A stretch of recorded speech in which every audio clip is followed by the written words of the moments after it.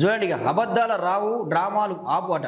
హరీష్ రావుపై మంత్రి పొంగులేటి శ్రీనివాసరెడ్డి ఫైర్ అయ్యిండు. ఇక సెక్రటేరియట్లో మీడియాతో మాట్లాడుతున్న మంత్రి పొంగులేటి పక్కన మంత్రులు పొన్నం సీతక్క అంటూ మనం ఇక్కడ ప్రధానమైన వార్త చూస్తున్నామండి. సో ఇక్కడ మెయిన్ ఏంటంటే ల్యాండ్ కబ్జాలకు సంబంధించి ప్రధానమైన వార్త. ఇక పొంగులేటికి సంబంధించిన వార్త. పొంగులేటి రెవెన్యూ శాఖ పొంగులేటి శ్రీనివాసరెడ్డి ఆయన కొడుకు రాఘవ కన్స్ట్రక్షన్ ద్వారా చేస్తున్న భూ కబ్జాలు అనే దాని మీద నమస్తే తెలంగాణ పేపర్ ప్రతిరోజు వార్తలు రాస్తూ ఉన్నది. గత 3-4 రోజుల నుంచి వార్తలు రాస్తూ ఉన్నది. సో ఇక నాదర్గుల్ భూముల్లో మీ హయాంలో అక్రమాలు జరిగితే నాపై నిందలేస్తారా అంటూ ఆయన తిరిగి కౌంటర్ ఇస్తూ ఉన్నాడు. ఇక హరీష్ కేటీఆర్ నా తప్పులను నిరూపిస్తే ముక్కు నెలకు రాస్తా. ఆ 3 సంస్థలకు రిజిస్ట్రేషన్లు జరిగినప్పుడు అధికారంలో ఎవరున్నారు? సర్వే నెంబర్ 613లో మ్యూటేషన్ల ప్రక్రియ ఎవరు పూర్తి చేశారు? రోడ్లు షీట్లు వేసి భూమిని కబ్జా చేసింది ఎవరు? మీ అవినీతి బురదను మాకు అంటించాలని చూస్తున్నారా? ఒటినాగులపల్లి వివాదం కుటుంబ పంచాయతీ ప్రభుత్వానికి ఏం సంబంధం అని మండిపాటు అంటూ చూస్తున్నామండి. సో ఇక్కడ విషయం ఏంటంటే వాస్తవానికి కూడా ఇక్కడ టీఆర్ఎస్ పార్టీ అధికారంలో ఉన్నప్పుడు ధరణి పేరు మీద అక్రమాలు జరిగినాయి, భూ రిజిస్ట్రేషన్లు జరిగినాయి. ఆయన రిజిస్ట్రేషన్ చేసుకోవడానికి ఏం చేసిండు కేసీఆర్? ఏకంగా వీఆర్ఓ వ్యవస్థను రద్దు చేసిండు.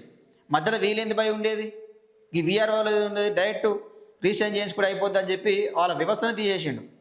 సో వాళ్ళ బతుకులు రోడ్డు మీద వేసిండు. వాళ్ళని సర్దుబాటు చేయలేదు. కొన్ని రోజులు చాలా ఇబ్బందులు జరిగినాయి.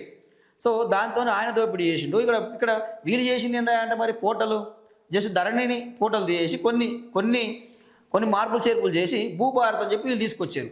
సో భూభారత్ ద్వారా మరి వీలు చేస్తుంది ఏంటంటే వీలు చేస్తుంది కూడా అదే దోపిడీ. మరి ఒక ఎంక్వైరీ మాత్రం వేయించే పరిస్థితి లేదు. పోనీ మీరు ఇన్ని మాటలు మాట్లాడతారు, నువ్వు కబ్జా చేసినావు అధికార పార్టీలో అప్పుడు అధికారంలో ఉన్నప్పుడు కేసీఆర్ కబ్జా చేసిండు, హరీష్ రావు కబ్జా చేసిండు, కేటీఆర్ కబ్జా చేసిండు, కవిత కబ్జాలు చేసింది అని చెప్పి ఈయన ఆరోపణలు చేస్తూ ఉంటే ఇప్పుడు అధికారం వచ్చిన తర్వాత రేవంత్ రెడ్డి సోదరులు కొండలరెడ్డి, తిరుపతి రెడ్డి, ఇప్పుడు పొంగులేటి శ్రీనివాసరెడ్డి వీళ్ళ మీద ప్రధానమైన భూ ఆరోపణలు వస్తున్నాయి. మరి ఇక్కడ స్ట్రాంగ్ ఎంక్వైరీ ఏమైనా చేయించావు పరిస్థితి ఉన్నదా? మీరు చేయిస్తారా?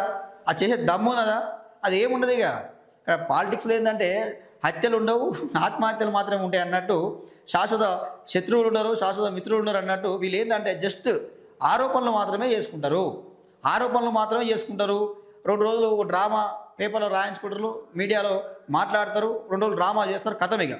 సో ప్రధానంగా వాస్తవానికి ఈ పొంగులేటి శ్రీనివాసరెడ్డి మీద భూ ఆరోపణలు వస్తూ ఉన్నాయి. అదేవిధంగా నైనీ కోల్ బ్లాక్ సంబంధించి బట్టి విక్రమార్క మీద కూడా రావడం జరిగింది. సో మంత్రి సీతక్క మీద కూడా పంచాయతీరాజ్ అక్రమాలు జరుగుతున్నాయని ఆమె మీద ఆరోపణలు జరుగుతూ ఉన్నాయి. ప్రతి ఒక్క దాని మీద ఆరోపణలు రావడం జరుగుతూ ఉంది. ఇక ఎక్సైజ్ శాఖలో జూపల్లికి అక్రమాలు చేస్తున్నారని చెప్పి, వైద్య శాఖలో రాజనాజ్యం చేస్తున్నారని చెప్పి ఇక ఎవరి తీరు వాళ్ళదే. వాస్తవానికి కూడా ఇలా మంత్రివర్గంలో ఎవరి రాజ్యం వాళ్ళదే అయిపోయింది, ఎవరి కథ వాళ్ళకే ఉన్నది. ఇక సో ఇది ఇక్కడ ఏది ఎవరు ఆరోపణలు చేసినా వాస్తవానికి తేలుతుంది. ఏంది వాళ్ళు చెప్పేనా వీళ్ళు చెప్పేనా చూస్తుంటే మీరిద్దరు కలిసి తెలంగాణ భూములను దోచుకున్నారు, కబ్జాలు చేసుకున్నారు. ఇది మాత్రం స్పష్టమవుతా ఉన్నది. ఇది జరుగుతూ ఉంది. సో మా హైడ్రా పేరు మీద మీరు చేస్తుంది ఏందండి? పేదల ఇల్లు కూల్చేసి మొన్న మీ ఖమ్మంలో వెలుగుమట్ల పరిస్థితి ఏందండి? వాళ్ళకి ఇల్లు కూల్చి వాళ్ళని రోడ్డు మీద పడేసి వాళ్ళు నానా ఇబ్బందులు పెట్టి, సో తర్వాత మళ్ళా వాళ్ళకు జస్ట్ ఒక 100 మందికి ఏమో ఇల్లు కట్టిస్తామని చెప్పి, అది కూడా 75 గజాలు 30 ఎకరాలు ఉంటే అందులో కనీసం వాళ్ళకు ఆ కేటాయించిన 2 ఎకరాలు 3 ఎకరాలు కేటాయించి వాళ్ళకి ఇల్లు కట్టించేసి మిగతా అంతా మీదే కదా తీసుకున్నది. మరి అదేంది మరి ఆ కథ ఏంది? సో ఇది జరుగుతూ ఉన్నది. ఇక సో మళ్ళీ వీళ్ళు ఏం చేసారు? ఒక మెగా కంపెనీ మెగా కృష్ణారావు అనే ఆయన మీద చాలా ఆరోపణలు చేసిరు. గతంలో రేవంత్ రెడ్డి చాలా ఆరోపణలు చేసిండు. మెగా కృష్ణారెడ్డి అన్ని అవినీతి చేస్తుండు, కాళేశ్వరంలో పెద్ద స్కామ్ జరిగింది అని చెప్తున్న రేవంత్ రెడ్డి మరి ఈరోజు మెగా కృష్ణారెడ్డితో ఎందుకు అంటిపట్టి పూసుకుంటా ఉన్నావు? ఆయనతో ఎందుకు మరి ఈరోజు ఆయనకే ఎందుకు ఆ కంపెనీలకే ఎందుకు మరి ఈరోజు మొన్న చూసుకుంటే నిన్ననే వచ్చింది న్యూస్, అనంతగిరి హిల్స్లో మరి వెల్నెస్ రీట్రీట్ సెంటర్ అని చెప్పి ఏర్పాటు చేస్తా ఉన్నారు. అలా అక్కడ ప్రపంచ దేశాల స్పా సెంటర్లు పెడతాం, యోగా సెంటర్లు పెడతాం అని చెప్పి ఈరోజు మరి ఆయనతో ఎందుకు ఒప్పందం చేసుకుంటున్నారు? 99 ఏళ్ళకు భూమిని, అనంతగిరి భూములని ఎందుకు లీజుకి ఇచ్చిరు? మరి దాని విషయం చెప్పాలి కదా. మరి ఆ కొడంగల్ లిఫ్ట్ ఇరిగేషన్ టెండర్లు మరి మెగా కృష్ణారెడ్డికి ఎందుకు ఇచ్చారు? రావా కంపెనీలకు ఎందుకు ఇచ్చారు? మరి ఈ విషయం ఎందుకు చెప్పారు?